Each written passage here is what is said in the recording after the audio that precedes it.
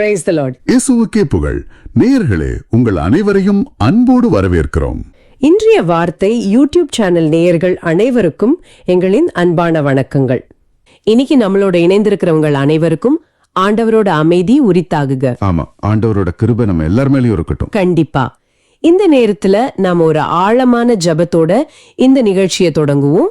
தந்தை, மகன், தூய ஆவியின் பேராலே. ஆமென். ஆமென். அன்பும் இரக்கமும் நிறைந்த எங்கள் விண்ணக தந்தையே, இந்த அற்புதமான நாளுக்காக உமக்கு கோடான கோடி நன்றிகளை ஏறெடுக்கிறோம். இந்த அருமையான நாளுக்காக, உமது ஜீவனுள்ள வார்த்தைகளுக்காக உமக்கு நாங்க கோடான கோடி நன்றிகளை ஏறெடுக்கிறோம். ஆமாம் ஆண்டவரே. இன்று நாங்கள் தியானிக்கவிருக்கும் இந்த வாசகம் வழியா நீர் எங்களுக்கு தரப்போகும் ஆழமான அருளுக்காக உம்மை துதிக்கிறோம். நீர் எங்களுக்கு வழங்கியிருக்கும் இந்த வாழ்வுக்காகவும் உமது அளவற்ற அன்பிற்காகவும் நன்றி. இன்றைய வாசகம் எங்களுக்கு கற்றுத்தரும் மிக ஆழமான பாடங்களுக்காகவும் உமக்கு நன்றி கூறுகிறோம். இந்த எபேசியர் 5ஆம் அதிகாரத்தோட வாசகம் எங்களுக்கு உணர்த்துற அந்த ஒளியின் கருப்பொருளை மையப்படுத்தி உமது பாதத்துல நாங்க அமர்ந்திருக்கிறோம். ஆண்டவரே, இந்த இன்றைய வார்த்தை யூடியூப் சேனல் வழியாக இந்த நிகழ்ச்சியை பார்க்கும் அனைத்து நேயர்களுக்காகவும் நாங்க முழு மனதோடு ஜெபிக்கிறோம். இந்த வாசகத்தின் வழியாக ஒரு பெரிய வெளிச்சம் அவர்களுக்கு கிடைக்க ஜெபிக்கிறோம். கண்டிப்பா தேவனே. இந்த வார்த்தைகள் வெறும் ஒலியா இல்லாம அவங்க இதயத்துல ஒரு வெளிச்சமா மாறணும். அவங்க வாழ்க்கையில இருள் சூழ்ந்திருக்கிற எல்லா பகுதிகளிலும் உமது வெளிச்சம் பாயட்டும். உமது மன்னிப்பு, குணமளித்தல், இரக்கம் மற்றும் கிருபை அவங்களுக்கு முழுமையா கிடைக்கணும்னு உருக்கமா மன்றாடுகிறோம். உண்மையை பார்க்கக்கூடிய அந்த அகப்பார்வையை அவர்களுக்கு தந்தரலும். அவர்கள் எந்த சூழ்நிலையில் இருந்தாலும், என்ன போராட்டங்களை சந்தித்து வந்தாலும், இன்றைக்கு அவர்கள் தியானிக்கப் போகும் இந்த வாசகத்தின் மூலியமாக வெளிச்சம் அவர்கள் வாழ்வில் பிரகாசிக்கட்டும் என்று மன்றாடுகிறோம். உமது எல்லையில்லா இரக்கமும் கிருபையும் அவர்கள் மீது பொழியப்படட்டும்.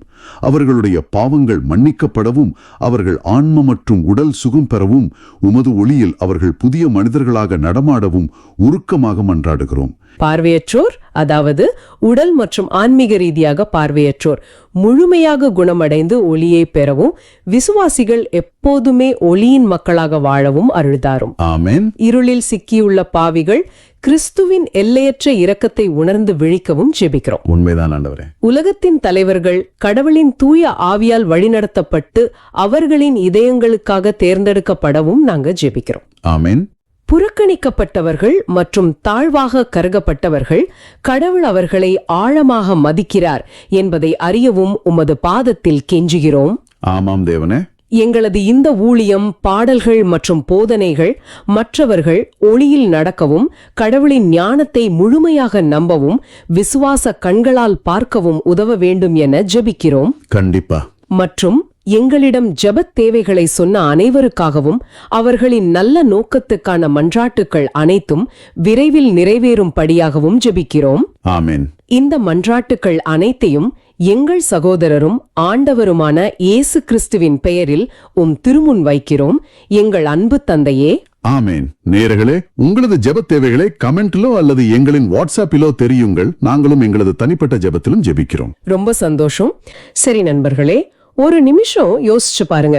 உங்களை சுத்தி நடக்கிற எல்லாத்தையும் நீங்க ரொம்ப தெளிவா பாக்குறதா நினைச்சிட்டு இருக்கீங்க இல்லையா? ஆமா, எல்லாரும் அப்படித்தான் நினைக்கிறோம். ஆனா உங்க கண்களே உங்களை ஏமாத்திட்டு இருந்தா எப்படி இருக்கும்? இன்னைக்கு நம்ம ஆழமான தேடலுக்குள்ள போறதுக்கு முன்னாடி உங்களுக்கு ஒரு சின்ன ஸ்டோரி சொல்ல போறேன். சொல்லுங்க, கேப்போம். ஒருத்தர் பாக்குறதுக்கே ரொம்ப கரடு முரடான ஒரு அழகற்ற பாறையை கையில வச்சிருக்காரு. வெளியில இருந்து பாக்குறவங்களுக்கு அது சும்மா ஒரு சாதாரண கல்லு மாதிரிதான் தெரியுது. சாதாரண கல்லு. ஆனா அவரு அந்த பாறைய மெதுமா உடைச்சு பார்க்கும்போது உள்ளே பிரகாசமான விலைமதிப்பற்ற வைரக்கற்கள் இருக்கு. இத பாக்குற மத்தவங்களுக்கு ஒரே ஆச்சரியம். ஓஹோ, வெளியில கரட முரண்டா இருந்தாலும் உள்ளே வைரம். எக்ஸாக்ட்லி. நாமளும் அப்படிதான் வெளி தோற்றத்தை மட்டும் வச்சு உண்மையை எவ்வளவு ஈஸியா தவற விடுறோம் பாத்தீங்களா? ரொம்ப சரியான ஒரு ஒப்பீடு. இந்த வெளித்தோற்றத்தை நம்பி ஏமாறாம உண்மையான ஒளியை எப்படி பார்க்கிறது அப்படிங்கிறது தான் வரப்போகிற ஞாயிறு, அதாவது 15 மார்ச் 2026 தவ காலத்தின் 4ஆம் வாரத்துக்கான வாசகங்கள் நமக்கு கற்றுக் கொடுக்குது. ஆமா, இது ஏதோ ஒரு சாதாரண விவாதம் கிடையாது. இது இறை வார்த்தைக்குள் நாம செய்யும் ஒரு ஆழமான பயணம். கண்டிப்பா. இந்த தேடல்ல நாம முதலாவதா போக போற இடம் சாமுவேல் முதல் நூல். ஆமா, முதல் வசனத்துல பாத்தீங்கன்னா ஆண்டவர் சாமுவேல் இறைவாக்கினர் கிட்ட பேசுறாரு. சாமுவேல் சவுல் அரசனை நினைச்சு ரொம்பவே கவலையில முடங்கி போயிருக்காரு. ஆமா, அவர் ரொம்ப துக்கத்துல இருக்காரு. அப்போ ஆண்டவர் அவரை பார்த்து, நீ எவ்வளவு காலம் அவனுக்காக கவலை கொண்டிருப்பாய், உன் கொம்பை எண்ணெயால் நிரப்பிக் கொண்டு போ, பெத்லஹேமை சார்ந்த ஈசாயிடம் உன்னை அனுப்புகிறேன் அப்படின்னு சொல்றாரு. ஒரு புது பயணத்தை ஆரம்பிக்க சொல்றாரு. ஏன் சாமுவேல் அந்த ஏமாற்றத்திலே முடங்கி போய் உட்கார்ந்து இருக்காரு? இது ரொம்ப இயல்பான ஒரு மனித உணர்வு தான். ஏன்னா சவுலை இஸ்ரேலின் முதல் அரசனா தேர்ந்தெடுத்து அவருக்கு திருப்பொழிவு செஞ்சதே சாமுவேல் தான். தன்னோட மொத்த உழைப்பும் நம்பிக்கையும் வீணாயிடுச்சேங்கிற ஒரு பெரிய ஏமாற்றம் அது. ஓ, அப்போ அது ஒரு தனிப்பட்ட தோல்வி மாதிரி அவருக்கு ஃபீல் ஆயிருக்கு. அதேதான். இதை கேட்டுக்கிட்டு இருக்கிற நீங்க கூட கொஞ்சம் யோசிச்சு பாருங்க. நீங்க உங்க வாழ்க்கையில ரொம்ப நம்பி ஒரு தொழிலை தொடங்கியிருக்கலாம், இல்ல ஒரு உறவுக்காக உங்களோட மொத்த அன்பையும் கொடுத்திருக்கலாம். ஆமா, பல நேயர்கள் இதை கடந்து வந்திருப்பாங்க. அது தோல்வி அடையும் போது சாமுவேல் மாதிரி ஐயோ என் உழைப்பெல்லாம் வீணாயிடுச்சேன்னு அந்த பழசே நினைச்சு முடங்கி போய் உட்காந்துடுறோம் இல்லையா? கண்டிப்பா அந்த தோல்வியில இருந்து வெளியே வர்றது ரொம்ப கஷ்டம். ஆனா இங்க மிகவும் சுவாரஸ்யமான விஷயம் என்னவென்றால், ஆண்டவர் கடந்த காலத்தை விட்டு சாமுவேலை நகரச் சொல்றாரு. தோல்விகள் நிரந்தரம் அல்ல, ஆண்டவரின் திட்டம் எப்போதும் தொடர்ந்து கொண்டே இருக்கிறது அப்படிங்கறத இங்க நம்ம கத்துக்க வேண்டிய பாடம். வாவ், எவ்வளவு காலம் கவலை கொண்டிருப்பாய் அப்படின்னு ஆண்டவர் கேக்குறது இன்னைக்கு நம்ம ஒவ்வொருத்தரையும் பார்த்து கேக்குற மாதிரி இருக்கு. ஆமா, உங்க கவலையை நிறுத்துங்க, நான் ஒரு புது திட்டத்தை வச்சிருக்கேன்னு ஆண்டவர் சொல்றாரு. சரி, இப்போ சாமுவேல் தன்னோட கவலையை விட்டுட்டு பெத்லஹேமி நோக்கி போறார். அங்க ஈசாயையும் அவரோட மகன்களையும் பாக்குறாரு. இங்கதான் அந்த தோற்றத்தின் மாயா ஆரம்பமாகுது. ஆமா, ஈசாயோட மூத்த மகன் எலியாப் வர்றான். அவனை பார்த்த உடனே சாமுவேல் மனசுக்குள்ள, ஆஹா, ஆண்டவரால் திருப்பொழிவு செய்யப்பட வேண்டியவன் இவன் தான் அப்படின்னு நினைச்சிடுறாரு. இங்க சாமுவேல் மறுபடியும் தோற்றத்தை பார்த்து ஏமாறுறாரு இல்லையா? உண்மைதான். எலியா பாக்குறதுக்கு நல்ல உயரமா ஒரு அரசனுக்குரிய தோற்றத்தோட இருந்திருக்கலாம். சவுலும் அப்படிதான் இருந்தார். நம்ம மூளை எப்போதுமே வெளி தோற்றத்தை வச்சுதான் ஒருத்தரை எடை போடும். இத இப்போ இருக்கிற நம்ம நவீன உலகத்தோட ஒப்பிட்டு பார்க்கலான்னு தோணுது. இன்னைக்கு சமூக வலைத்தளங்கள்ல, அதாவது சோசியல் மீடியால நம்ம பாக்குற எல்லாமே ஒரு மாயை தான். ஆமா, நிறைய ஃபில்டர்ஸ் போட்டு ஒரு போலியான முகத்திரையத்தான் எல்லாரும் காட்டுறாங்க. கரெக்ட். வெளிப்புறமாக ரொம்ப வசதியா வெற்றிகரமான மனிதர்களா தெரிபவர்கள் உள்ளுக்குள்ள எவ்வளவு உடைந்த மனசோடு வேதனையோடு இருப்பாங்கன்னு யாருக்கும் தெரியாது. அதேதான். இதனாலதான் ஆண்டவர் சாமுவேல் கிட்ட ஒரு ஆழமான வார்த்தையை சொல்றாரு. வசனம் 7ல, அவன் தோற்றத்தையும் உயரத்தையும் பார்க்காதே, மனிதர்கள் முகத்தை பார்க்கிறார்கள், ஆண்டவரோ அகத்தை பார்க்கிறார் அப்படின்னு சொல்றார். ஆமா, அகத்தை பார்க்கிறார். இப்போ இந்த அகம் அப்படிங்கிற வார்த்தைய நம்ம கொஞ்சம் சரியா புரிஞ்சுக்கணும். மூல மொழியில இதுக்கு என்ன அர்த்தம்னு கொஞ்சம் சொல்ல முடியுமா? நிச்சயமா. மூல மொழியான ஹீப்ரு மொழியில அகத்துக்கு லெவ் அப்படின்னு சொல்லுவாங்க. ஓ, லெவ்வா? ஆமா, இந்த லெவ் அப்படிங்கிறது வெறும் உணர்ச்சிகளின் மையம் மட்டும் கிடையாது. அது ஒரு மனிதனோட உண்மையான குணம், அவனோட எண்ணங்கள், அவனோட நோக்கங்கள் மற்றும் அவன் எடுக்கிற தேர்வுகளின் மையம். மனிதர்கள் உங்க தகுதியையோ அழகையோ உங்க படிப்பையோ பார்க்கலாம், ஆனா ஆண்டவர் உங்க உண்மையான குணத்தை மட்டும்தான் அளவிடுகிறார். இது ரொம்ப ஆறுதலான ஒரு விஷயம். சரி, இப்போ இங்கதான் விஷயம் மிக ஆழமாகிறது. ஈசாய் தன்னோட 7 மகன்களையும் சாமுவேல் முன்பாக கடந்து போக செய்றான்.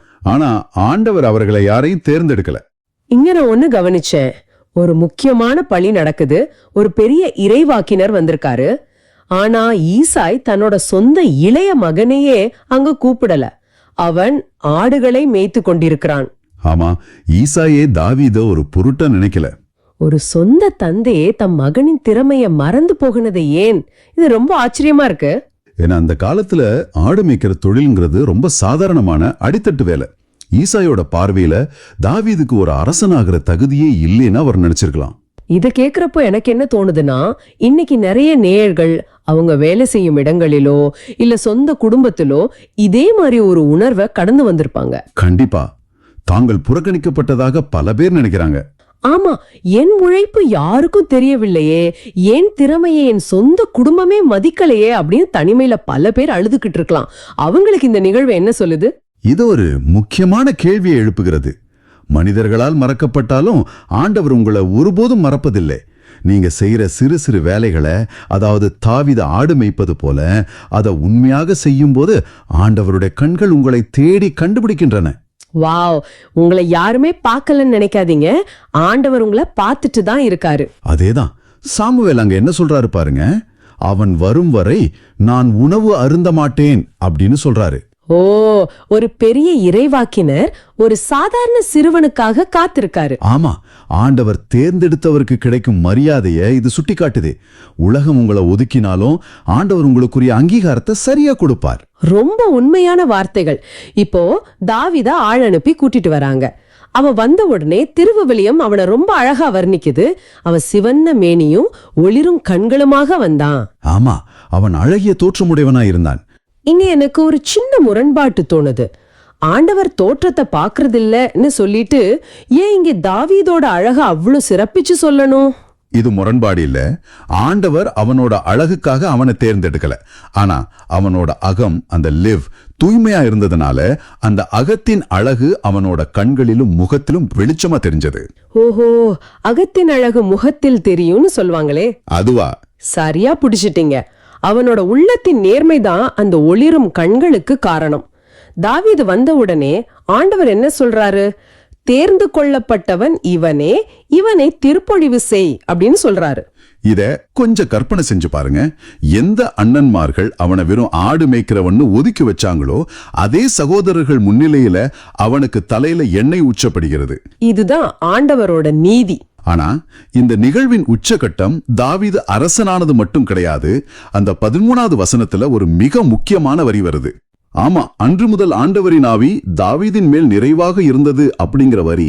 அந்த எண்ணெயை ஊத்துன உடனே அவனுக்கு கிரீடம் கிடைச்சிடல. அவன் திரும்பவும் ஆடு மேய்க்க தான் போனான். அப்ப இந்த திருப்பொழிவோட உண்மையான அர்த்தம் என்ன? அதாவது திருப்பொழிவு செய்யப்படுறதுங்கிறது ஒரு வெளிப்புற அடையாளம்.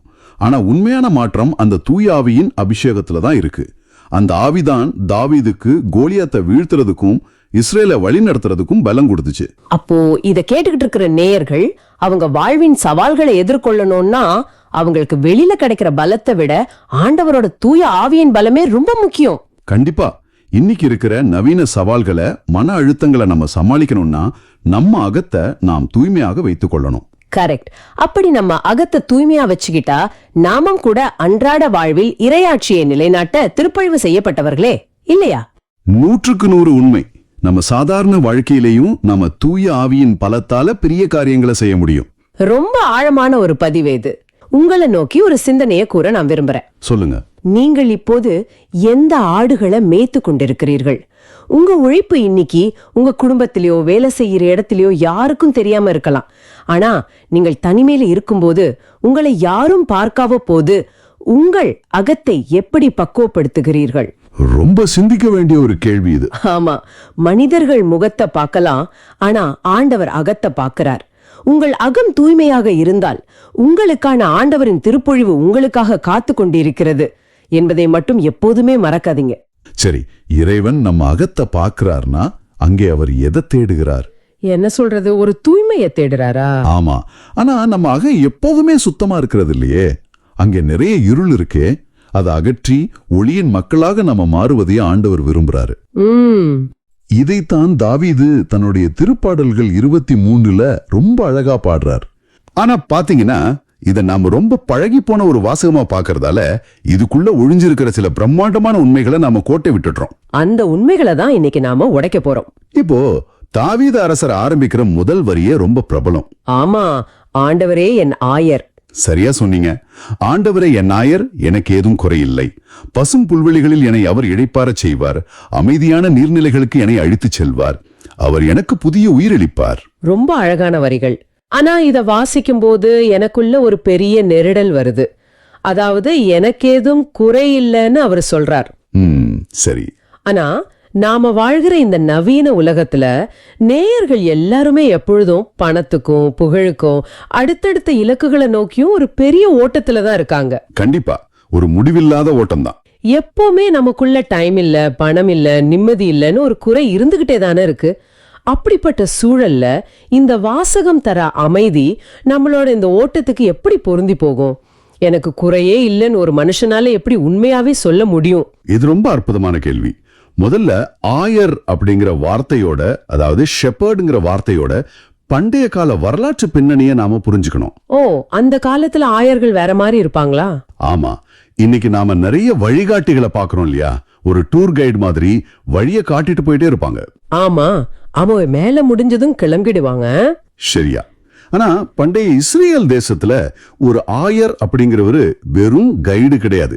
அவர் தன்னோட மந்தையோடவே 24 மணி நேரமும் தங்கி வெயில் மழைன்னு பார்க்காம உழைக்கிற ஒரு பாதுகாவலர். அட, அப்படியா?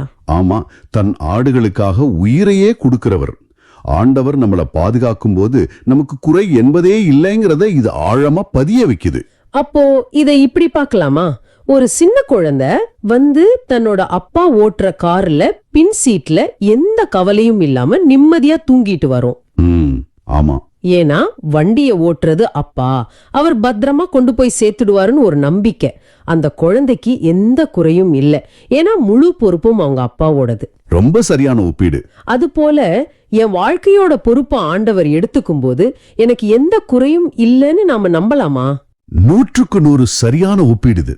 எனக்கு எதுவும் குறை இல்லை அப்படிங்கிறது, என்கிட்ட பெரிய பேங்க் பேலன்ஸ் இருக்கு, சொகுசு பங்களா இருக்கு அப்படிங்கிற பொருள் சார்ந்த நிறைவு கிடையாது. ஓ, அப்போ அது ஆன்மீக நிறைவா? ஆமா, எனக்கு தேவையானத என் ஆயர் சரியான நேரத்துல தருவார் அப்படிங்கிற ஒரு ஆன்மீக நிறைவு. நீங்க கேட்டீங்கல்ல இந்த நவீன உலகத்துல ஓடிக்கிட்டே இருக்கிறத பத்தி. ஆமா, எல்லாருக்கும் பயங்கரமான ஸ்ட்ரெஸ். இன்னைக்கு நிறைய பேருக்கு ராத்திரியில தூக்கமே வர்றதில்ல, பயங்கரமான மன அழுத்தம். ஆனா இங்க கவனிங்க, அவர் இளைப்பாறச் செய்வார் அப்படின்னு தாவீது சொல்றார். உயிரியல் ரீதியா ஆடுகளை பத்தி ஒரு சுவாரஸ்யமான உண்மை இருக்கு. ஆடுகள் எப்ப பசும் புல்வெளியில படுத்து இளைப்பாரும் தெரியுமா? தெரியலையே, எப்போ? 4 நிபந்தனைகள் நிறைவேறினா மட்டும்தான் ஒரு ஆடு படுத்து தூங்கும். அட, 4 நிபந்தனைகளா? அது என்னன்னு? ஒன்னு பாத்தீங்கன்னா, அதுங்களுக்கு எந்த காட்டு மிருகத்தோட பயமும் இருக்கக்கூடாது. ஓகே, பாதுகாப்பு. 2, மந்தைக்குள்ள மத்த ஆடுகளோட சண்டை, அதாவது சமூக உரசல்கள் இருக்கக்கூடாது. சண்டை இல்லாம அமைதியா இருக்கணும். 3, உடம்புல எந்த பூச்சியோ ஒட்டுண்ணியோ தொந்தரவு செய்யக்கூடாது. சரி. 4, வயிறு நிறைஞ்சிருக்கணும், பசி இருக்கக்கூடாது. இந்த 4 நடந்தாதான் ஒரு ஆடு நிம்மதியா படுத்து இளைப்பாரும். வாவ், இது நிஜமாவே ஒரு கண் திறக்கிற தகவல். நாம இது நம்ம நேயர்களோட வாழ்க்கைக்கு எவ்வளவு கச்சிதமா பொருந்தது பாருங்க. ஆண்டவர் நமக்கு தர அமைதியும் அப்படித்தான். ஆமா, நம்மளோட பயங்கள், அப்புறம் உறவுகள்ல இருக்கிற விரிசல்கள். சரியா சொன்னீங்க. மனசு அரிக்கிற கவலைகள், ஆன்மீக பசி, இது எல்லாத்தையும் சரி செஞ்சு ஒரு முழுமையான இளைப்பாறுதல் அவர் தர்றாரு. அந்த 4 விஷயங்கள்ல ஒரு குறை இருந்தாலும் ஆடு தூங்காது, நாமும் நிம்மதியா இருக்க மாட்டோம். ரொம்ப அருமையா சொன்னீங்க. நன்றி. இதோட தொடர்ச்சியில இன்னொரு விஷயம் கவனிச்சேன். அமைதியான நீர்நிலைகளுக்கு என்னை அழைத்துச் செல்வார் அப்படின்னு இருக்கு. தண்ணி தாகத்தை தீர்க்கும். சரி, அது ஏன் குறிப்பா அமைதியான நீர்நிலைகளா இருக்கணும்? இதுக்கு பின்னாடி ஒரு முக்கியமான அறிவியல் காரணம் இருக்கு. ஓ, வேகமா ஓடுற ஆற்று தண்ணீர்ல என்ன பிரச்சனை? ஆடுகளோட உடம்புல அடர்த்தியான கம்பளி முடி இருக்கும்.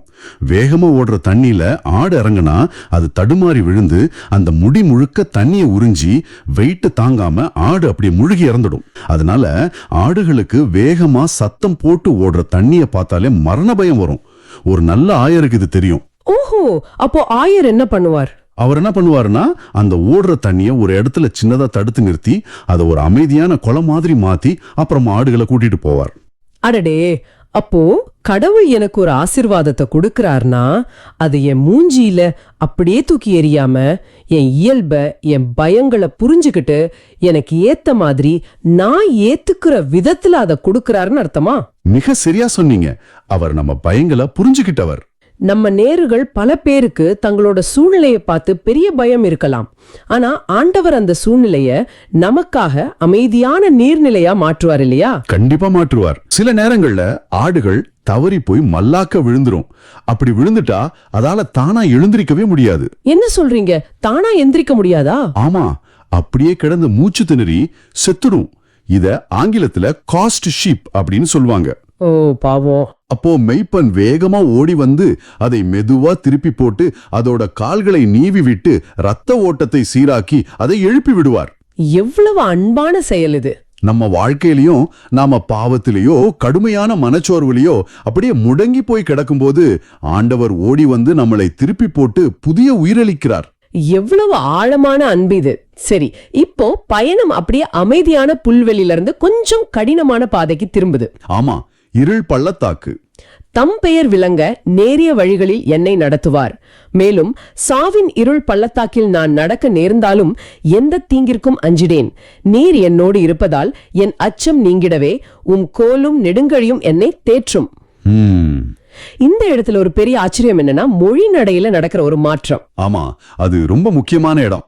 முதல் 3 வசனங்கள்ல கடவுளை பத்தி பேசும்போது அவர் இளைப்பாறச் செய்வார், அவர் அழைத்துச் செல்வார் அப்படின்னு 3ஆம் நபராக குறிப்பிட்ட தாவீது இருள் பள்ளத்தாக்கிற்கு வந்ததும் சட்டுன்னு நீர் என்னோடு இருப்பதால் உம் கோலும் அப்படின்னு நேரடியாக பேச ஆரம்பிச்சிடுறார்.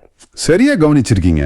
இது ஏன் நம்ம வாழ்க்கையிலயும் கூட ரொம்ப சந்தோஷமா இருக்கும்போது கடவுளை பத்தி மத்தவங்க கிட்ட சொல்றோம், ஆனா துன்பங்களும் இருளும் சூழ்ந்த பள்ளத்தாக்குல இருக்கும் போது மட்டும்தான் கடவுள்கிட்ட நேரடியா பேசுறோமா?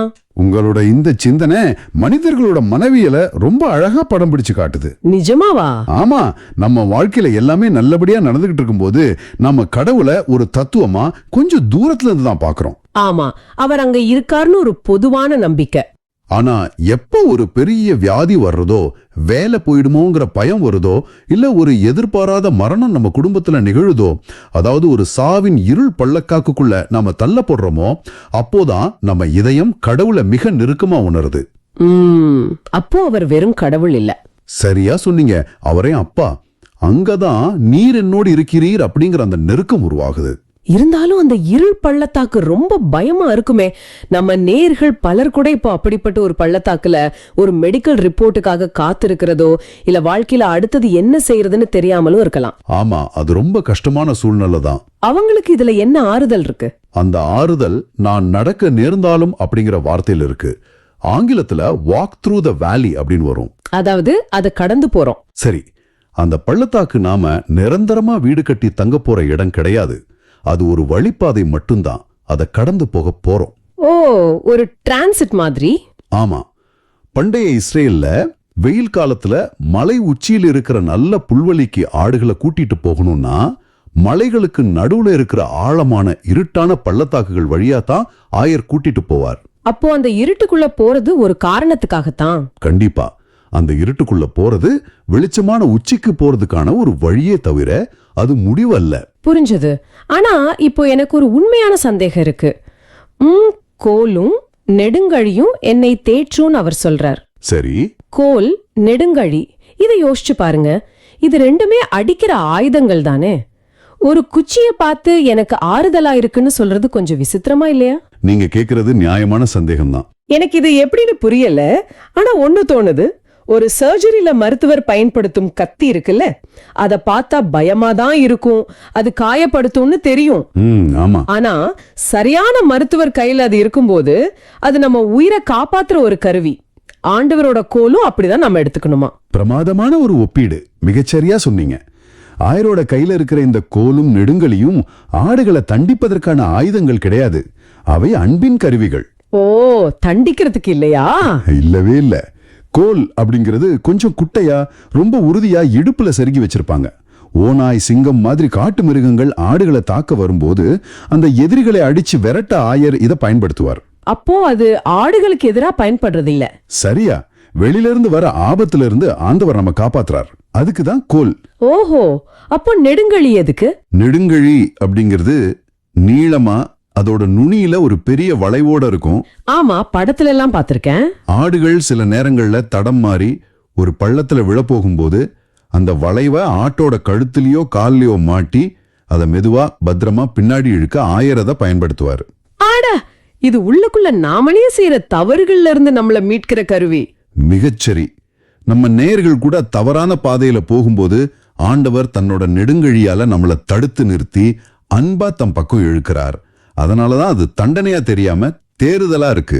ரொம்ப தெளிவா புரிய வச்சிங்க. வெளியிலிருந்து வர்ற ஆபத்துக்கு கோல், நம்மளே தேடிக்கிற ஆபத்துக்கு நெடுங்கழி. அருமை, நன்றி. இப்போ இருள் பள்ளத்தாக்க கடந்து வந்துட்டோம். அடுத்த வசனம் 5 ஒரு பெரிய கொண்டாட்டத்தை பத்தி பேசுது. ஆமா, விருந்து. என்னுடைய எதிரிகளின் கண்முன்னே எனக்கு ஒரு விருந்தினை ஏற்பாடு செய்கின்றீர், என் தலையில் நறுமண தைலம் பூசுகின்றீர், எனது பாத்திரம் நிரம்பி வழிகின்றது. ரொம்ப பவர்ஃபுல்லான வசனம் இது. எனக்கு இங்கேயும் ஒரு கேள்வி இருக்கு. மேலோட்டமா பார்த்தா எனக்கு துரோகம் செஞ்சவங்க, என்னை அவமானப்படுத்தினவங்க முன்னாடி பாரு நான் எப்படி கெத்தா உட்கார்ந்து சாப்பிடுறேன் அப்படின்னு நம்மளோட வெற்றிய பெருமையா காட்டுறது போல இது தோணலாம். நிறைய பேர் அப்படிதான் நினைக்கிறாங்க. இது கொஞ்சம் பழி வாங்குற எண்ணம் மாதிரி இல்லையா? அன்பையே போதிக்கிற கடவுள் அப்படி செய்வாரா? நீங்க கேக்குற இந்த கேள்வி ரொம்ப நியாயமானது. நிறைய பேர் இதை எப்படிதான் தப்பா புரிஞ்சுக்கிறாங்க. ஏதோ சினிமால வர்ற ஹீரோ மாதிரி வில்லங்கள் முன்னாடி கெத்தா விருந்து சாப்பிடுற மாதிரி நினைச்சுக்கிறாங்க. ஆமா, அப்படித்தானே தோணுது. ஆனா இதோட உண்மையான ஆன்மீக அர்த்தம் அது கிடையாது. இந்த வசனத்துல வர்ற எதிரிகள் அப்படிங்கிறது வெறும் மனுஷங்களை மட்டும் குறிக்கல. அப்போ வேற யாரை குறிக்குது? மலை உச்சியில இருக்கிற புல்வெளிக்கு ஆயர் ஆடுகளை கூட்டிட்டு போவார்.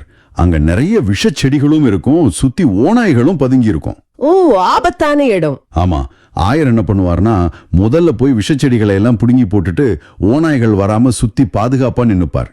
சுத்தி எதிரிகளும் ஆபத்துகளும் இருந்தாலும் ஆடுகள் எந்த பயமும் இல்லாம நிம்மதியா அந்த புல்வெளியில மேயும். வாவ், இதுதான் எதிரிகள் கண் முன்னே விருந்து. சரியா புரிஞ்சுக்கிட்டீங்க. அப்போ இன்னைக்கு நம்ம நேர்களுக்கு இந்த எதிரிகள் யாருன்னா, நம்மள பின்னுக்கு இழுக்கிற நம்மளோட சந்தேகங்கள், நம்மளோட பயங்கள், கடந்த காலத்தோட குற்ற உணர்ச்சிகள், சமூகத்தோட கடுமையான விமர்சனங்கள். கண்டிப்பா இதெல்லாம் தான் உண்மையான எதிரிகள். இது எல்லாமே நம்மள சுத்தி இருந்துகிட்டே இருக்கும். ஆனா கடவுள் அதுக்கு நடுவுலயே நமக்கு ஒரு பெரிய அக அமைதியே, ஒரு விருந்த கொடுக்கறாருன்னு சொல்றீங்க. இது வெறும் ஒரு மரியாதைக்காக செய்யப்படுற சடங்கா, இல்ல இதுக்கும் மேய்ப்பன் ஆடு வாழ்க்கைக்கும் ஏதாச்சும் சம்பந்தம் இருக்கா? பெரிய சம்பந்தம் இருக்கு. கோடை காலத்துல ஆடுகளுக்கு ஒரு பெரிய எதிரி உண்டு. ஓநாயா? இல்ல, அது நோஸ் ஃபிளைஸ் எனப்படும் ஒரு வகை ஈக்கள். ஈக்களா? அது என்ன பண்ணும்? இந்த ஈக்கள் ஆடுகளோட மூக்குக்குள்ள போய் முட்டையிட முயற்சி பண்ணும். அந்த முட்டைகள் புழுவா மாறி ஆடுகளோட மூளைக்கு போயிடும். ஐயையோ, கேட்கவே பயமா இருக்கே. இதனால ஆடுகள் பைத்தியம் பிடிச்ச மாதிரி ஆகி தங்களோட தலைய பாறையில முட்டி முட்டி செத்து போக அபாயம் உண்டு. அவ்வளோ ஆபத்தானதா அந்த ஈக்கள்? ஆமா, இதிலிருந்து ஆளுகளை காப்பாற்ற ஆயர் ஆலிவெண்ணெய் மற்றும் சில நறுமண மூலிகைகள் கலந்த ஒரு தைலத்தை எடுத்து ஆடுகளோட தலையிலையும் மூக்கிலையும் தடவி விடுவார். ஓ, ஒரு ரிப்பெலண்ட் மாதிரியே. சரியா சொன்னீங்க. அந்த தைலத்தோட வாசம் இருந்தா ஈக்கள் பக்கத்திலேயே வராது, ஆடுகள் நிம்மதியா இருக்கும். ஓ மை காட், இது எவ்வளவு பெரிய உண்மை. அப்போ இந்த ஈக்கள் அப்படிங்கிறது நம்ம மனசுக்குள்ள நுழைய முயற்சி பண்ற கெட்ட எண்ணங்கள், நம்மள முடக்கி போடுற நீ எதுக்கும் லாயக்கில்லைன்னு சொல்ற அந்த நச்சு விமர்சனங்கள். 100க்கு 100 உண்மை. இந்த நெகட்டிவ் எண்ணங்கள் நம்ம மூளைக்குள்ள போனா நம்மளையும் பைத்தியம் பிடிக்க வச்சிடும். ஆனா ஆண்டவரோட அருள் அப்படிங்கிற அந்த தைலம் நம்மளோட மனசையும் சிந்தனையையும் இந்த நச்சு எண்ணங்கள்ல இருந்து ஒரு அரண் மாதிரி பாதுகாக்குது. ஆமாம், இது நிஜமாவே ஒரு ஆஹா மொமெண்ட் தான். ஆண்டவர் உங்க காயங்களை ஆற்றுவது மட்டுமில்லாம உங்க மனசை நச்சு எண்ணங்கள்ல இருந்து பாதுகாக்கவும் செய்றார். ரொம்ப அற்புதமான விளக்கம். இருள் பள்ளத்தாக்கிலிருந்து மீண்டு வர்ற நம்ம ஒவ்வொருவரையும் ஆண்டவர் ஒரு விஐபி மாதிரி மதிக்கிறாரு. இதை விட ஒரு பெரிய ஆறுதல் இருக்க முடியாது. ஆனா அந்த வசனத்தோட கடைசியில எனது பாத்திரம் நிரம்பி வழிகின்றதுன்னு இருக்கு. உங்க பாத்திரம் நிரம்பி வழியுதுன்னா உங்களுக்கு தேவையானது அந்த பாத்திரத்துல இருக்குன்னு அர்த்தம். ஆமா. ஆனா அந்த வழியிற தண்ணி இருக்கு பாத்தீங்களா, அது மத்தவங்களுக்காக. வாவ், அடுத்தவங்களுக்காகவா? ஆனா கடவுள் உங்களுக்கு கொடுக்கிற ஆசீர்வாதத்தை, அன்பை, இரக்கத்தை நீங்க உங்களோட மட்டும் நிறுத்திக்காம உங்களை சுத்தி இருக்கிறவங்களுக்கும் பகிர்ந்து கொடுக்கணும் அப்படிங்கறத தான் இது வலியுறுத்துது. பிரமாதம். நாம ஆசிர்வதிக்கப்படுறது மத்தவங்களுக்கு ஆசிர்வாதமா இருக்கிறதுக்கு தான். இப்போ நாம இந்த திருப்பாடலோட உச்சகட்டமான கடைசி வசனத்துக்கு வந்திருக்கோம். ஆமா, வசனம் 6. உண்மையாகவே என் வாழ்நாள் எல்லாம் உம் அருளும் நலனும் பேரன்பும் என்னை புடைசூழ்ந்து வரும். நான் ஆண்டவரின் இல்லத்தில் நெடுநாள் வாழ்ந்திருப்பேன். ரொம்ப உறுதியான வார்த்தைகள். சாதாரணமா ஒரு மனிதனை பொறுத்த வரைக்கும் கவலைகளும் கடந்த கால பாவங்களும் பயமும் தான் நம்மள பின்னாடியே துரத்திக்கிட்டு வரும்னு நாம நினைப்போம். உண்மைதான். ஆனா இங்க தாவீது கடவுளோட அருளும் பேரன்பும் என்னை புடைசூழ்ந்து வரும் அப்படின்னு ரொம்ப உறுதியா சொல்றார். இதை எப்படி புரிஞ்சுக்கிறது? இங்க பயன்படுத்தப்பட்டிருக்கிற மூல எபிரிய வார்த்தை ராட் ஆஃப். இதுக்கு சாதாரணமா பின்தொடர்வதுன்னு அர்த்தம் இல்ல. அப்ப வேற என்ன அர்த்தம்? தீவிரமா வேட்டையாடி துரத்துவது அப்படின்னு அர்த்தம். துரத்துவதா? கடவுளோட அன்பா? ஆமா, சில நேரங்கள்ல நம்ம செஞ்ச தவறுகள் நம்மளை துரத்துறதா நாம ஃபீல் பண்ணுவோம். நாம கடவுளை விட்டு விலகி ஓடினாலும் கடவுளோட பேரன்பும் இரக்கமும் 2 மோப்ப நாய்கள் மாதிரி நம்மளை விடாம துரத்திக்கிட்டே வருது. அட, எவ்வளவு தூரம் ஓடினாலும் அவர் விடுறதா இல்ல. சரியா சொன்னீங்க. நீங்க எவ்வளவு தூரம் ஓடினாலும் அவர் உங்களை விட மாட்டார். ஏன் வாழ்நாள் எல்லாம் அப்படிங்கிற வார்த்தை இது தற்காலிகமான ஆறுதல் இல்ல, வாழ்நாள் முழுமைக்குமான உத்தரவாதம்னு சொல்லுது. ஆனா இந்த பயணத்தோட இறுதி இலக்கு என்ன? பசும்புல்வெளி, அமைதியான நீர்நிலை, இருள் பள்ளத்தாக்கு, விருந்து, இது எல்லாமே நாம இந்த உலகத்துல கடந்து போற பாதைகள். ஆனா முடிவா நான் ஆண்டவரின் இல்லத்தில் நெடுநாள் வாழ்ந்திருப்பேன் முடியுதே. சரியா சொன்னீங்க.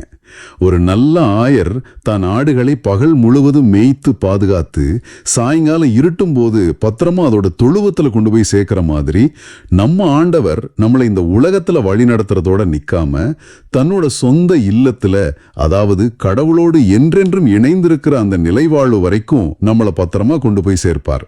அதுதான் இந்த ஒட்டுமொத்த பயணத்தோட மாபெரும் இலக்கு. ஆமா, அதுதான் உண்மையான நிரந்தரமான வீடு. வாவ்! ஒரு வழி தவறிய ஆட்டுக்குட்டியோட பயத்துல ஆரம்பிச்ச பயணம் கடைசியில கடவுளோட இல்லத்துல நிலைவாழ்வுல போய் முழுமையடையுது. இந்த திருப்பாடல்கள் 23 நமக்கு கொடுக்கிற நம்பிக்கைய அளவிடவே முடியாது. கண்டிப்பா. எந்த சூழ்நிலையிலையும் கடவுள் நம்மை கைவிட மாட்டார் அப்படிங்கிற ஒரு அசைக்க முடியாத சாசனம் தான் இது. நிச்சயமா.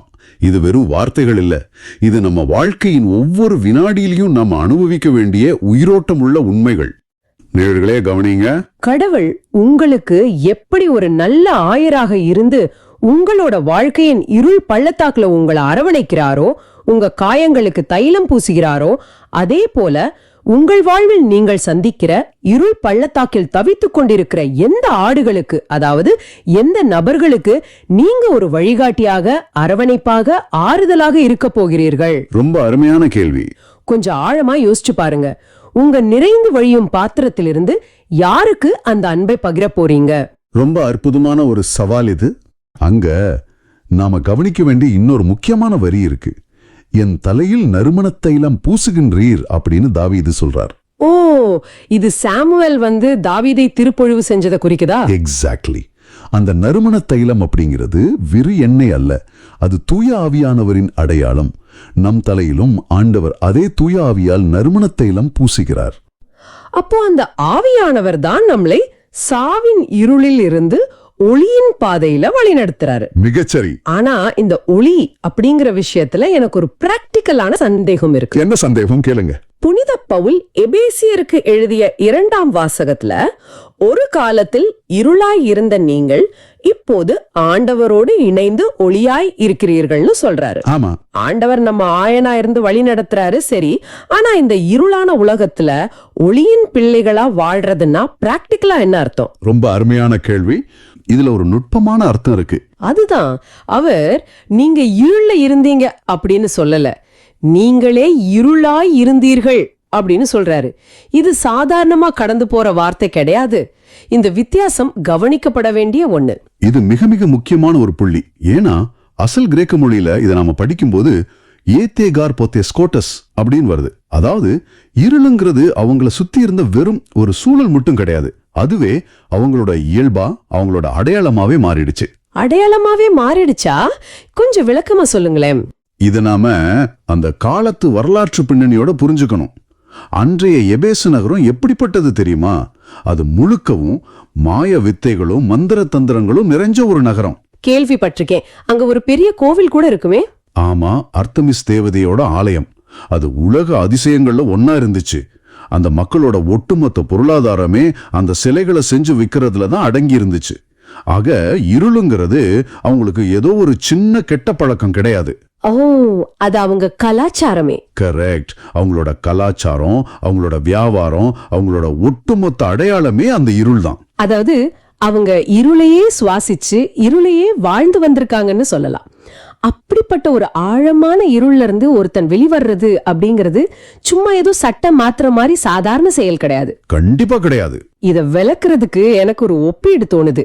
நிறைய பேர் என்ன நினைக்கிறாங்கன்னா, கிறிஸ்து நமக்குள்ள வர்றது அப்படிங்கிறது கரைப்படிந்த ஒரு கண்ணாடியை எடுத்து கொஞ்சம் தண்ணீர் ஊற்றி தொடச்சு சுத்தப்படுத்துற மாதிரி ஒரு சின்ன மாற்றம் நினைச்சிட்டு இருக்காங்க. ஒரு சின்ன பழுது பார்க்கும் வேலை மாதிரி நினைக்கிறாங்க. ஆனா பவுல் சொல்றத பார்த்தா அப்படி தெரியலையே. இது எப்படி இருக்குன்னா, முற்றிலும் வெளிச்சமே இல்லாத பல வருஷமா அடைத்து வைக்கப்பட்ட ஒரு இருட்டு அறையோட கூரைய அப்படியே சுக்குநூறா உடைச்சு சூரியனையே உள்ள கொண்டு வர மாதிரி. ஆமா, பிரகாசமான சூரியனையே அந்த அறைக்குள்ள கொண்டு வர்றதுக்கு ஒப்பானது இது. அந்த அறை இப்போ ஒளியை ஏத்துக்கிற ஒரு இடமா மட்டும் இல்லாம ஒளியின் இருப்பிடமாவே மாறிடுது. ரொம்ப அழகான ஒப்பீடு. அந்த சூரியன் உள்ள வரும்போது அந்த அறையோட அடையாளமே முழுசா மாறிடுது. ஒரு காலத்துல இருளாவே இருந்த அந்த அறை இப்போ ஒளியா உருமாறிடுச்சு. இதனாலதான் தொடர்ந்து 9ஆம் வசனத்துல இந்த ஒளியின் விளைவுகள் எப்படிப்பட்ட கனிகளை கொடுக்கும்னு பவுல் விளக்குறாரு. அவர் என்னென்ன கனிகளை குறிப்பிடுறார்? ஒளியே எல்லா நன்மையையும் நீதியையும் உண்மையையும் விளைவிக்கிறது அப்படின்னு சொல்றாரு. இந்த 3 வார்த்தைகளும் மேலமோட்டமா பார்த்தா ஏதோ சாதாரண நல்ல குணங்கள் மாதிரி தோணும். ஆனா இதோட ஆழம் மிகப்பெரியது. அந்த ஆழத்தை கொஞ்சம் நேயர்களுக்கு புரியற மாதிரி சொல்லுங்களேன். கண்டிப்பா. முதல்ல நன்மை. நன்மை அப்படிங்கிறது மத்தவங்க நமக்கு தீமை செஞ்சாலும் நாம அவங்களுக்கு செய்யற தாராளமான அன்பான செயல்கள். 2வது நீதி. இது கடவுளோட பார்வையில சரியானது எதுவோ அதை எந்த சமரசமும் இல்லாம செய்யறது. அப்போ உண்மைங்கிறது? உண்மைங்கிறது எந்த ஒரு போலியான முகமூடியும் இல்லாம உள்ளும் புறமும் ஒன்னா இருக்கிற ஒரு வெளிப்படையான வாழ்க்கை. இத கொஞ்சம் நம்மளோட அன்றாட வாழ்க்கைக்குள்ள பொருத்தி பார்ப்போம். ஒளியின் மக்களா வாழ்றதுங்கிறது ஞாயிற்றுக்கிழமை மட்டும் ஆலயத்துக்கு போயிட்டு வர்றது கிடையாது இல்லையா? இது நடைமுறையில எப்படி பாக்குறது? நீங்களே ஒரு உதாரணம் சொல்லுங்களேன். இப்ப நேயர்களே, நீங்க ஒரு நிறுவனத்துல வேலை செய்றீங்கன்னு வச்சுப்போம். உங்க மேலதிகாரி உங்ககிட்ட வராரு. இந்த காலாண்டு கணக்கு வழக்குல சின்னதா ஒரு மாற்றம் செய், சில எண்களை மட்டும் கொஞ்சம் மாத்தி எழுது, இல்லை என்றா நம்ம நிறுவனத்துக்கு பெரிய நஷ்டம் வந்துடும் அப்படின்னு சொல்றாரு. இது நிறைய பேருக்கு நிஜத்துல நடக்கிற ஒரு சவால் தான். அந்த இடத்துல உங்களுக்கு என்ன தோணும்? ஐயோ, நம்ம வேலை போயிடுமோங்கிற பயம் வரலாம். எல்லாரும் இதைத்தானே செய்யறாங்க, நாம செஞ்சா என்ன அப்படிங்கிற ஒரு பொய்யான சமாதானம் வரலாம். ஆனா அங்க அந்த பொய்யான கணக்கிற்கு துணை போகாம நேர்மையா நிக்கிறது இருக்கு பாருங்க, அதுதான் இந்த நன்மை, நீதி, உண்மை. மிக சரியான உதாரணம். நீங்க சொன்ன இந்த உதாரணம் நாம அடுத்து பார்க்க போற மிக முக்கியமான ஒரு கருத்தோட நேரடியா தொடர்பு படுது. 10 மற்றும் 11ஆம் வசனங்கள்ல பவுல் ஒரு சவாலான கட்டளையை கொடுக்கிறாரு. என்ன கட்டளை அது? ஆண்டவருக்கு உகந்தது எது என்பதை ஆராய்ந்து பாருங்கள். பயனற்ற இருளின் செயல்களை செய்கிறவர்களோடு உங்களுக்கு உறவு வேண்டாம், அவை குற்றமென எடுத்து காட்டுங்கள். இது ரொம்ப ஒரு கடுமையான நிலைப்பாடு. ஏன்னா இந்த உலகத்துல எது சரி எது தவறுன்னு பகுத்தறிகிறது சாதாரண விஷயம் கிடையாது. எல்லாமே ஒரு சாம்பல் நிறமா, அதாவது சரிக்கும் தவறுக்கும் நடுவுல இருக்கிற மாதிரி தோன்ற ஒரு காலகட்டத்துல தான் நாம வாழ்ந்துட்டு இருக்கோம். இருங்க, இங்க இருந்து தான் நாம சிந்தனையோட அடுத்த கட்டத்துக்கு போகணும். எனக்கு இங்க ஒரு பெரிய மாற்று சிந்தனை வருது. என்னன்னு சொல்லுங்க. குற்றம் என்ன எடுத்துக்காட்டுங்கள் அப்படிங்கிற இந்த வார்த்தைகளை இன்றைய சமூக வலைத்தளங்கள்ல இருக்கிறவங்க எப்படி பயன்படுத்துறாங்க? தப்பாதான் பயன்படுத்துறாங்க. ஆமா, ஒருத்தன் ஒரு சின்ன தவறு செஞ்சுட்டா அவனை பத்தி மீம்ஸ் போடுறது, அவனோட தனிப்பட்ட வாழ்க்கையை தோண்டி எடுக்கிறது, அவனை வேலையை விட்டே தூக்க வைக்கிறது, இவையெல்லாம் தான் இன்னைக்கு எடுத்துக்காட்டுவது அப்படின்னு உலகத்துல கருதப்படுது. அது ரொம்ப வேதனையான விஷயம். இந்த நிலையில நாமும் மத்தவங்களோட தவறுகளை இப்படி வெளிச்சத்துக்கு கொண்டு வரோங்கிற பேர்ல அவங்கள தீர்ப்பிடவங்களா மாறிட மாட்டோமா? இது கிறிஸ்துவ அன்புக்கு முரணானது இல்லையா? இத அன்போடு இப்படி செய்யறது, இது எனக்கு ஒரு பெரிய முரண்பாடா தோணுது. இது ரொம்ப ஆழமான, அதே சமயம் இன்றைய காலகட்டத்துக்கு மிகவும் அவசியமான ஒரு கேள்வி. நேர்களே, நாம இருளின் செயல்களை வெளிச்சத்துக்கு கொண்டு வரதுக்கும் உலக மக்கள் ஒருத்தரை கேன்சல் செய்யறதுக்கும் ஒரு மிகப்பெரிய வித்தியாசம் இருக்கு. என்ன வித்தியாசம் அது? உலகம் மனிதர்களை தாக்கி அழிக்க நினைக்குது. ஆனா திருவிவிலியம் மனிதர்களுக்குள்ள இருக்கிற இருளை அகற்றி மனிதர்களை காப்பாற்ற நினைக்குது. குற்றம் என காட்டுவது அப்படிங்கிறது மத்தவங்கள அவமானப்படுத்துறதோ அவங்க மேல பொதுவெளியில கல் எறியறதோ கிடையாது. ஓ, அப்போ இதோட உண்மையான அர்த்தம் என்ன? அசல் மொழியில இங்க அலென்சோ அப்படிங்கிற வார்த்தை பயன்படுத்தப்பட்டிருக்கு. இதுக்கு என்ன அர்த்தம்னா, ஒரு விஷயத்தோட உண்மையான தன்மையை வெளிச்சத்துக்கு கொண்டு வர்றது. அதாவது இருளின் செயல்களை நம்ம வெறும் வார்த்தைகளால திட்டிக்கிட்டே இருக்க வேண்டியதில்லை. நம்மளோட ஒளியான வாழ்வின் மூலமாவே அந்த இருளை அம்பலப்படுத்தணும். நான் லஞ்சம் வாங்க மறுக்கும் போது நான் அமைதியா நின்றாலும் கூட என் நேர்மையான செயலே என்னை சுற்றியுள்ள ஊழல்வாதிகளுக்கு ஒரு குற்ற உணர்வை தருது. என் வெளிச்சம் அவங்களோட இருளை அவங்களுக்கு உணர்த்துது. இது ரொம்ப அருமையான விளக்கம். அதனாலதான் 12ஆம் வசனம் இதை இன்னும் தெளிவா சொல்லுது. அவர்கள் மறைவில் செய்வற்றை சொல்லக்கூட வெட்கமாக இருக்கிறது அப்படின்னு. ஓ, அத பத்தி பேசவே வேணான்னு சொல்றார். ஆமா, அதாவது இருளின் செயல்களை பத்தி ரொம்ப பேசி அதை விவாதிச்சு அதுக்கு முக்கியத்துவம் கொடுக்க வேண்டாம். அந்த அழுக்குகளை பத்தி ஆராய்ச்சி செஞ்சுட்டு இருக்கிறது நம்ம வேலை கிடையாது. நீங்க ஒளியா இருப்பதுதான் உங்களோட முதன்மை பணி.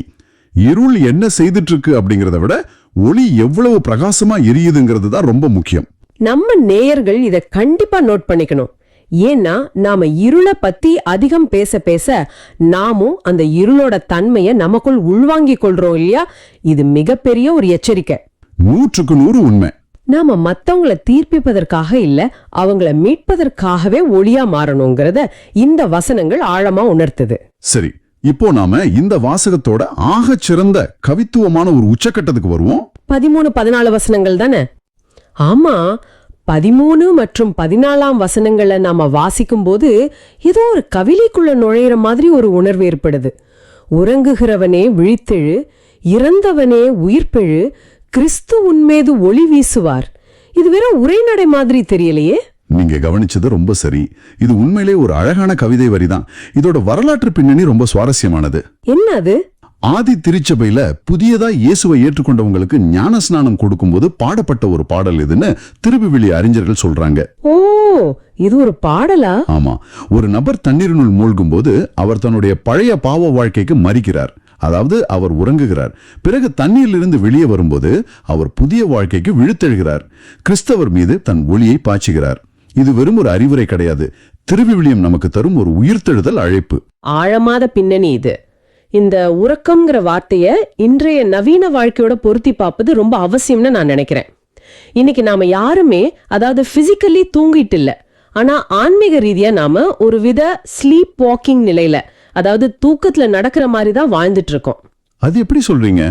எப்படி சொல்றேன்னா, இப்போ ராத்திரி 1 மணி வரைக்கும் மொபைல் போன்ல சோசியல் மீடியாவை அப்படியே தேய்ச்சு பார்ப்பது, அப்புறம் காலையில இருந்து ஒரு இயந்திர மாதிரி வேலைக்கு போறது, பணத்தை மட்டுமே துரத்துறது, மன அழுத்தத்தை மறக்க ஏதேதோ கேளிக்கைகள்ல மூழ்குவது, இவையெல்லாம் நாம விழித்திருக்கோங்கிறதுக்கான அடையாளங்கள் கிடையாது. ஆமா, இதெல்லாம் ஒரு தப்பித்தல் தான். கரெக்ட். மாறா நம்மளோட உள்ளீடற்ற தன்மைய, நம்ம ஆன்மாவோட வெறுமையை எதிர்கொள்ள பயந்து நாமே நமக்கு கொடுத்துக்கிற ஒரு வித மயக்க மருந்து, ஒரு அனஸ்தீஷியா மாதிரி தான் இது இருக்கு. கண்கள் திறந்திருக்கு, ஆனா சிந்தனை உறங்கிட்டு இருக்கு. இந்த தூக்கத்துல நடப்பதுங்கிற ஒப்பீடு மிகச்சரியா பொருந்தது. பல நேரங்கள்ல நம்ம வாழ்க்கையோட யதார்த்தங்களை எதிர்கொள்ள முடியாம எதையாவது செஞ்சு நம்ம நாமே மறத்து போக செய்றோம். இந்த உலகத்தோட கவலைகளுங்கிற இருள் நம்ம மீண்டும் மீண்டும் அந்த ஆன்மீக தூக்கத்துக்குள்ள தள்ள பாக்குது. நாம எதுக்கு முன்னுரிமை கொடுக்கறோங்கிறத பொறுத்துதான் நாம விழித்திருக்கோமா இல்ல உறங்குறோமாங்கிறது தெரியும். இந்த மயக்க நிலையிலிருந்து நாம எழுப்பிக் கொள்ள முடியுமா அப்படின்னா அது ரொம்ப கடினம். அதனாலதான் அந்த பாடல் ஒரு கட்டளையா வருது, உறங்குகிறவனே விழித்தெழு. ஆனா அந்த விழித்தெழுதலின் இயக்க முறை, அந்த மெக்கானிசம் எப்படி நடக்குது, நம்ம விழித்தெழுந்தவுடன் என்ன நடக்கும் அப்படிங்கறத 14ஆம் வசனத்தோட இறுதி வரி மிக அற்புதமா சொல்லுது. கிறிஸ்து உன்மீது ஒளி வீசுவார். ஆமா, அது ஒரு வாக்கு தத்துவம். அதாவது நாமவே கஷ்டப்பட்டு ஒரு வெளிச்சத்தை உருவாக்க வேண்டியதில்ல, நாம செய்ய வேண்டியதெல்லாம் ஒண்ணுதான். அந்த தூக்க கலக்கத்திலிருந்து கண்களை திறந்து கிறிஸ்துவை நோக்கி திரும்புவது மட்டும்தான். அவருடைய ஒளி ஏற்கனவே வீசிக்கொண்டுதான் இருக்கு. நாம விழித்தெழும்போது அந்த ஒளியை முழுமையா பெற்றுக்கொள்றோம். அது மட்டும் இல்லாம அந்த ஒளியை பெற்றுக்கொண்ட நாம வெறும் பெறுநர்களா, ரிசீவர்ஸா மட்டும் இருக்கிறது கிடையாது. 13ஆம் வசனத்தோட ஆரம்பத்துல ஒரு ஆழமான கருத்து இருக்கு. ஒளியால் வெளிப்படுத்தப்படும் அனைத்தும் ஒளியாகவே மாறுகிறது. இதை விட ஒரு பெரிய வாக்குத்தத்தம் இருக்க முடியுமா? வாத்தியர் சொன்னா மாணவன் கேக்குற மாதிரி ஒளியால நாமளும் ஒளியா மாறிடுறோம். எக்ஸாக்ட்லி. நீங்க இருளா இருந்தீங்க, உங்க மேல வெளிச்சம் பட்டது, நீங்க ஒளியா மாறிட்டீங்க.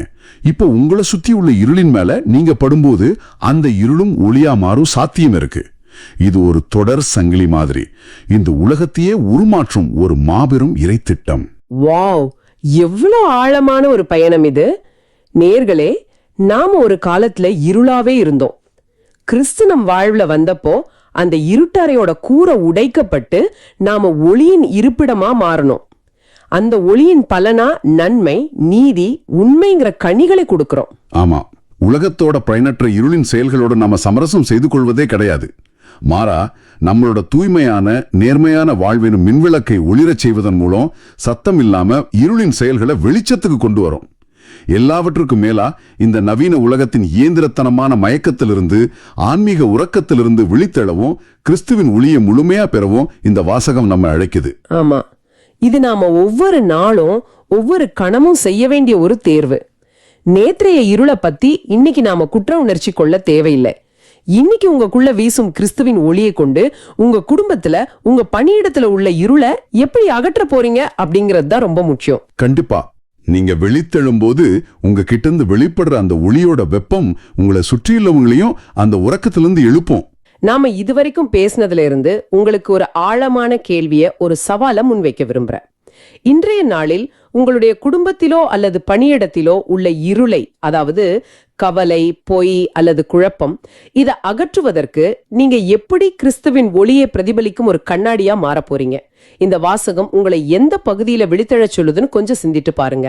அந்த சிந்தனை உங்களை ஆழமா வழிநடத்தட்டும். உங்கள் வாழ்வின் இருளான பகுதிகள் எல்லாம் கிறிஸ்துவின் ஒளியால பிரகாசிக்கட்டும். இந்த தவக்காலம் நாம் ஆன்மீக விழிப்புணர்வு பெற ஒரு பெரிய அழைப்பு விடுக்குது.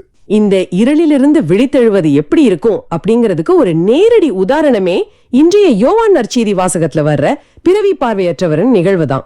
ஆமா, ரொம்ப சக்தி வாய்ந்த ஒரு நிகழ்வு அது. இப்போ இயேசுவும் அவருடைய சீடர்களும் நடந்து போயிட்டு இருக்காங்க. அப்போ பிறவியிலேயே பார்வையற்ற ஒரு மனிதரை இயேசு பாக்குறார். உடனே சீடர்கள் அவர்கிட்ட வந்து ஒரு கேள்வியை கேக்குறாங்க. ராபி, இவர் பார்வையற்றவராக பிறக்க காரணம் இவர் செய்த பாவமா இல்ல இவர் பெற்றோர் செய்த பாவமா அப்படின்னு கேக்குறாங்க. இதுல எனக்கு ஒரு பெரிய முரண்பாடு இருக்குன்னு தோணுது. என்ன முரண்பாடுன்னு சொல்றீங்க?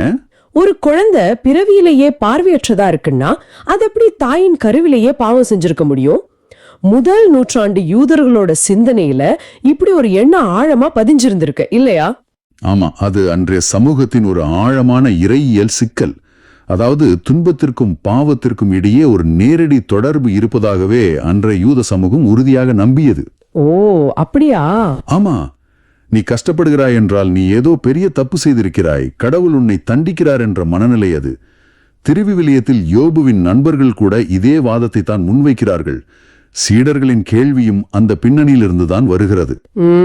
புரிஞ்சுக்க முடியாது. ஆனால் இயேசு அந்த ஒட்டுமொத்த சிந்தனை முறையே சுக்குநூறாக உடைக்கிறார்.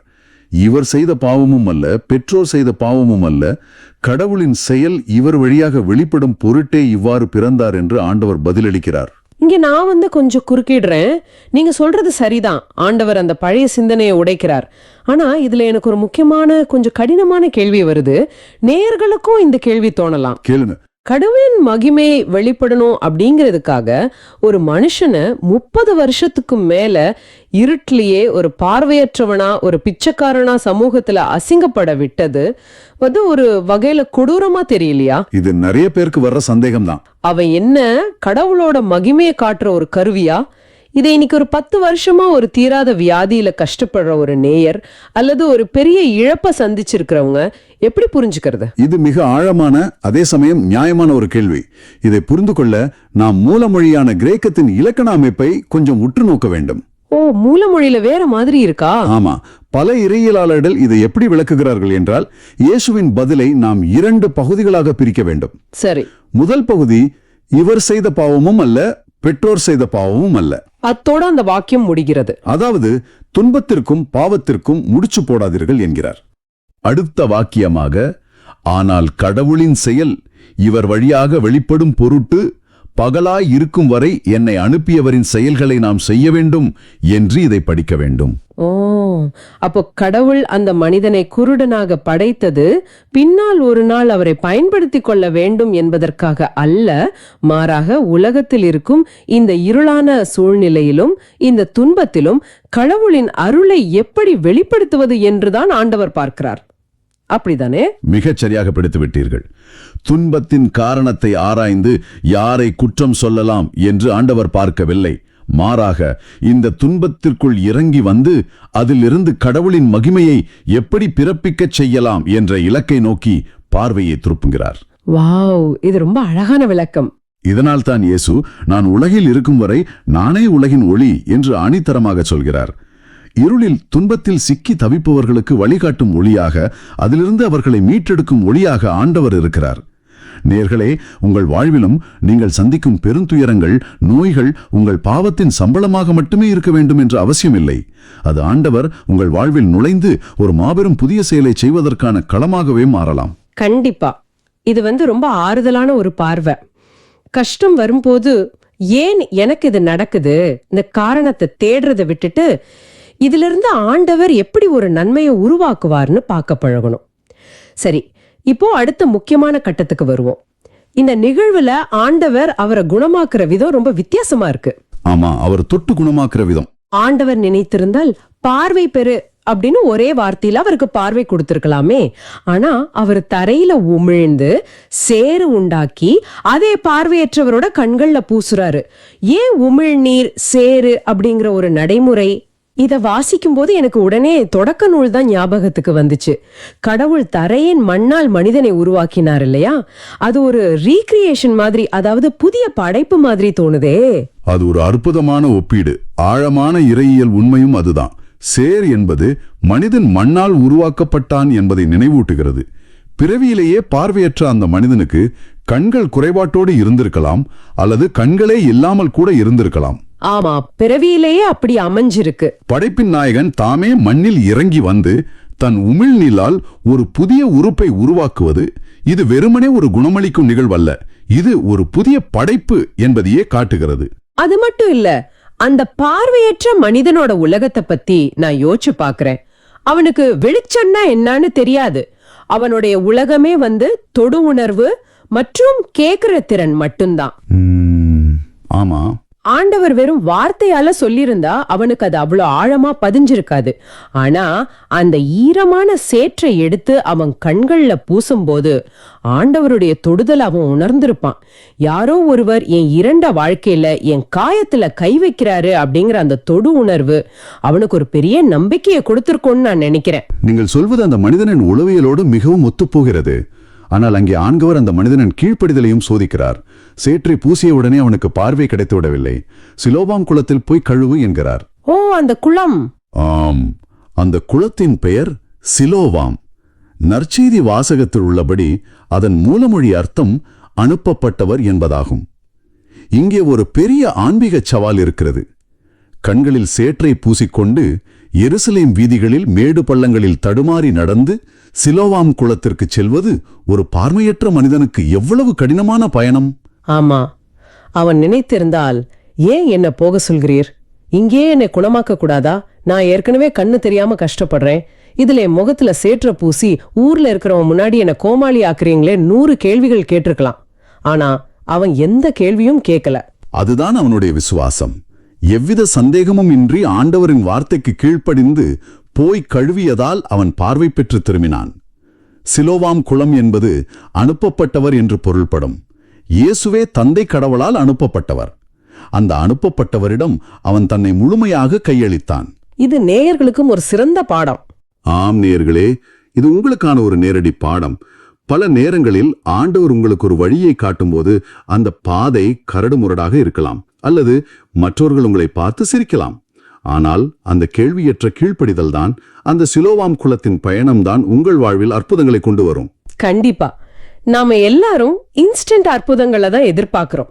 ஆனா ஆண்டவர் ஒரு செயல்முறைய, ஒரு பயணத்தை நமக்கு கொடுக்கிறார். சரி, இப்ப பார்வை கிடைச்சிருச்சு, ரொம்ப சந்தோஷமா வீட்டுக்கு வராரு. ஆனா இங்கதான் பெரிய சமூக பிரச்சனையே வெடிக்குது. ஆமா, அடுத்த கட்ட போராட்டம். பார்வை பெற்றவன அவனோட அக்கம் பக்கத்துல இருக்கிறவங்க அடையாளம் காண தயங்குறாங்க. பரிசேயர்களிடம் அவனை இழுத்துட்டு போறாங்க. அன்னைக்கு ஒரு ஓய்வு நாள் வேற. பரிசேயர்களுக்கு இடையே பெரிய பிளவு ஏற்படுது. இப்போ அவனோட பெற்றோரை கூப்பிட்டு விசாரிக்கிறாங்க. ஆனா அந்த பெற்றோர் நடந்த உண்மையை சொல்ல பயப்படுறாங்க. அவர்கள் பயந்து நழுவுகிறார்கள். ஆமா, இவன் எங்க மகன்தான், ஆனா எப்படி பார்வை கிடைச்சதுன்னு எங்களுக்கு தெரியாது, அவனுக்கு வயசு வந்துருச்சு, அவனிடமே கேளுங்கள் அப்படின்னு ரொம்ப லாவகமா தங்கள் மகனையே ஆபத்துல மாட்டி விட்டுட்டு நழுவிடுறாங்க. அந்த பெற்றோரின் பயம் வெறும் நற்பெயர் கெட்டு போய்விடும் என்ற பயம் அல்ல, அது ஒரு வாழ்வாதார பிரச்சனை. ஓ, அந்த அளவுக்கு மோசமானதா? ஆமாம். இயேசுவை மெசியாவாக யாராவது ஏற்றுக்கொண்டால் அவர்கள் தொழுகை கூடத்திலிருந்து விலக்கப்படுவார்கள் என்று பரிசேயர்கள் ஏற்கனவே ஒரு கட்டளை பிறப்பித்திருந்தார்கள். இதை 3 நிலைகளில் செயல்படுத்துவார்கள். 3 நிலைகளா? ஆம். கடுமையான கட்டம் என்பது சமூகத்தை விட்டே ஒருவரை தள்ளி வைப்பது. யாரும் இந்த நபரிடம் பேச மாட்டார்கள், அவருடன் வியாபாரம் செய்ய மாட்டார்கள், அவருக்கு எந்த உதவியும் கிடைக்காது. ஒரு முழுமையான சமூக புறக்கணிப்பு. இந்த மாபெரும் சமூக மரணத்திற்கு பயந்துதான் பெற்றோர் உண்மையை மறைத்தார்கள். அப்போ அது ஒரு பயங்கரமான குரூப் திங்க். சமூக கட்டமைப்பு என்ன சொல்லுதோ அத அப்படியே ஏத்துக்கணும். மீறினா உன்னை அழிச்சுடுவாங்கன்ற பயம் இன்னைக்கும் நிறைய பேர்கிட்ட இருக்கிறத பார்க்க முடிகிறது. நம்ம வேலை பார்க்குற இடத்துலயோ இல்ல நம்முடைய உறவினர்கள் மத்தியிலயோ ஆண்டவர் நமக்கு செஞ்ச நன்மைகளை வெளிப்படையா சொன்னா நம்மள ஒதுக்கிடுவாங்களோ, நமக்கு ப்ரமோஷன் கிடைக்காதோ, நம்மள ஒரு மாதிரி பிற்போக்குவாதியா பாப்பாங்களோன்ற பயம் நிறைய பேருக்கு இருக்கு.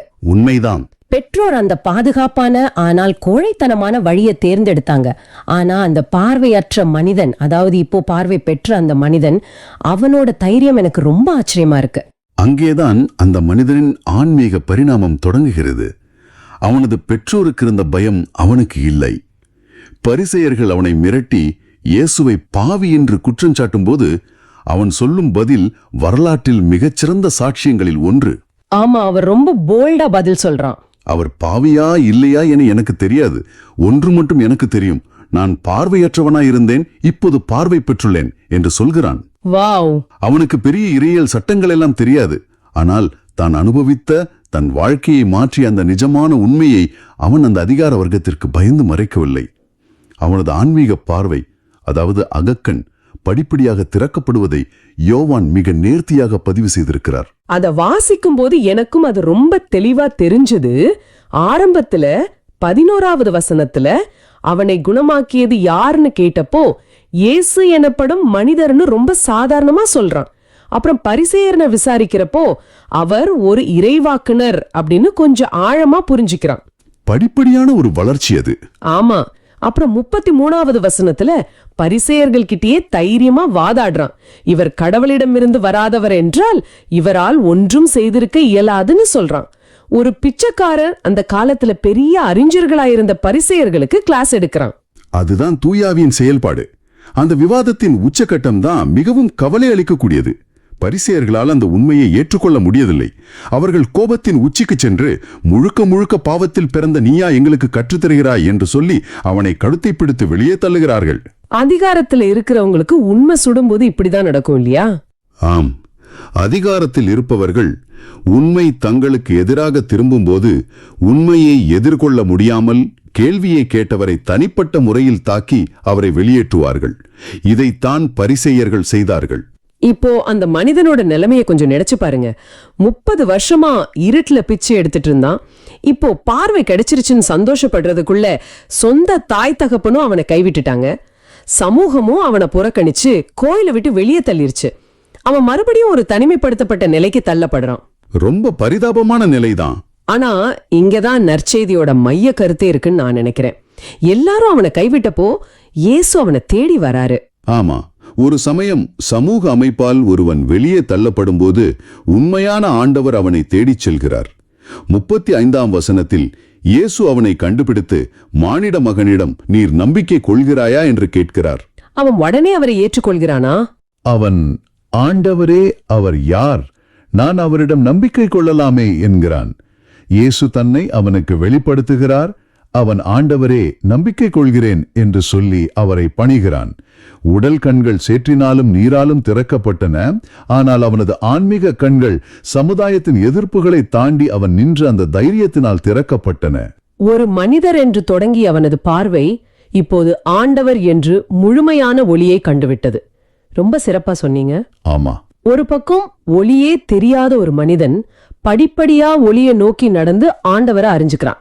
ஆனா இன்னொரு பக்கம் இந்த திருவிவிலிய சட்டங்கள் எல்லாம் கரைச்சு குடிச்ச பரிசேயர்கள், இவங்கள பார்த்து ஆண்டவர் இறுதியில சொல்ற வார்த்தை ரொம்ப கடுமையானது. ஆம், அந்த இறுதி தீர்ப்பு.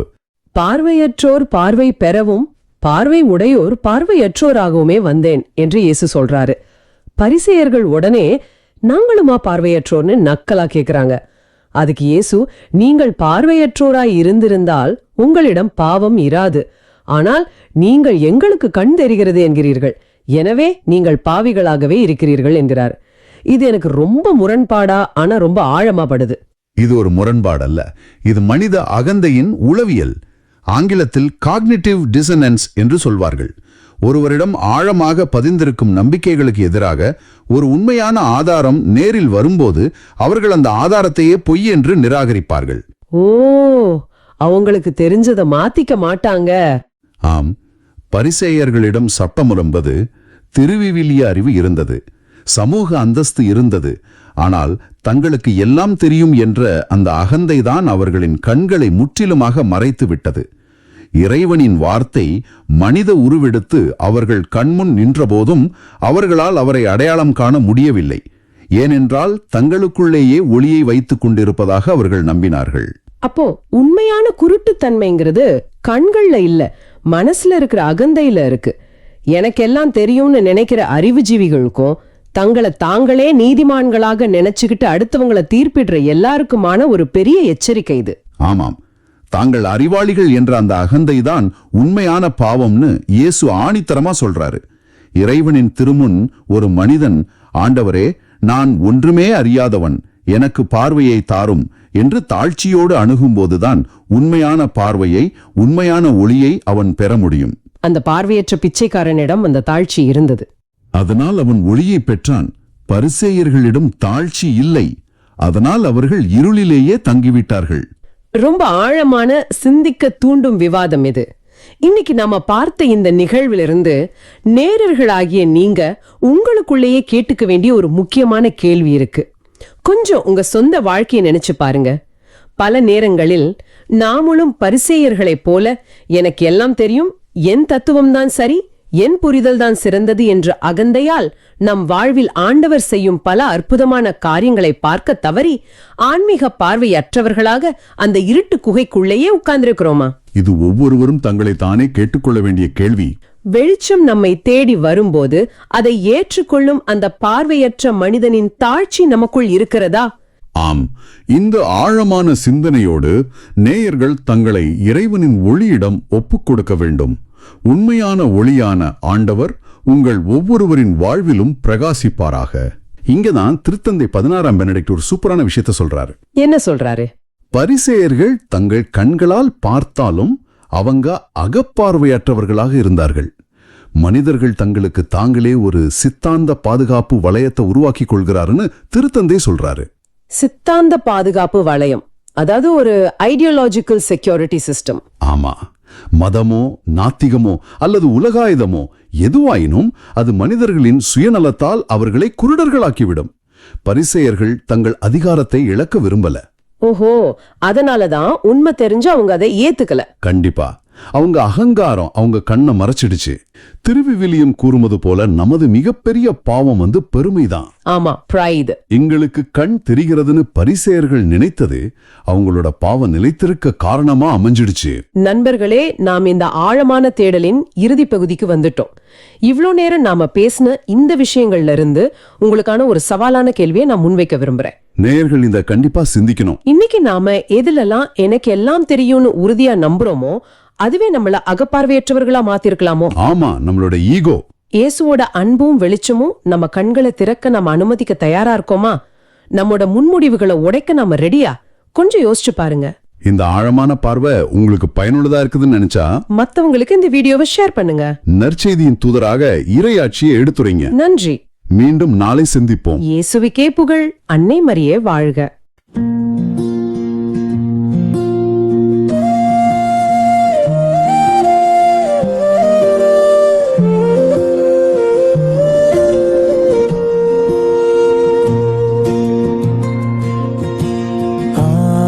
ஆண்டவரே, என் நாயர், எனக்கேதும் குறையில்லை. ஆண்டவரே, என் நாயர், எனக்கேதும் குறையில்லை. ஆண்டவரே, என் எனக்கேதும் குறையில்லை. பசும்புல் வெளி மீது என்னை அவர் இளைப்பாறச் செய்வார். அமைதியான நீர்நிலைகளுக்கு என்னை அழைத்துச் செல்வார். அவர் எனக்கு புத்துயிரளிப்பார். ஆண்டவரே என் நாயர், எனக்கேதும் குறையில்லை.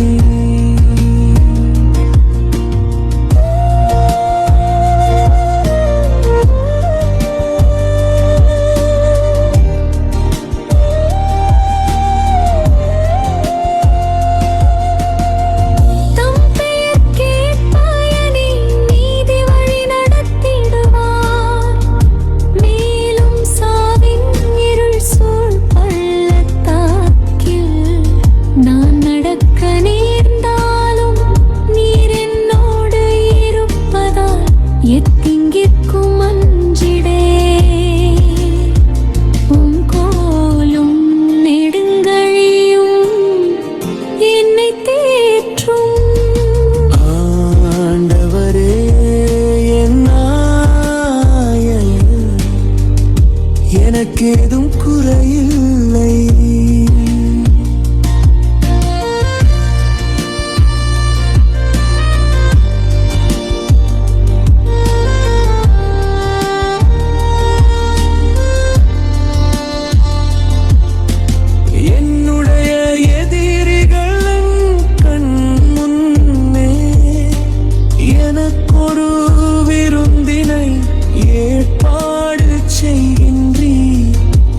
தலையில் நறுமண தைலம் பூசுகின்றி, எனது பாத்திரம் நிரம்பி வழிகின்றது.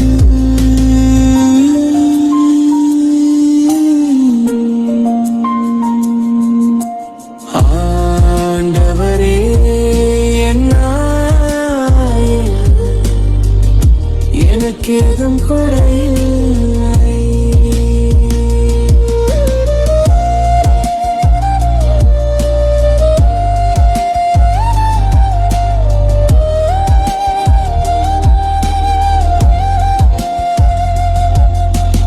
உண்மையாகவே என் வாழ்நாள் எல்லாம் உம்மருள் நலமும் பேரன்பும் என்னை புடை சூழ்ந்து வரும். நானும் ஆண்டவரின் இல்லத்தில் நெடுநாள் வாழ்ந்திருப்பேன்.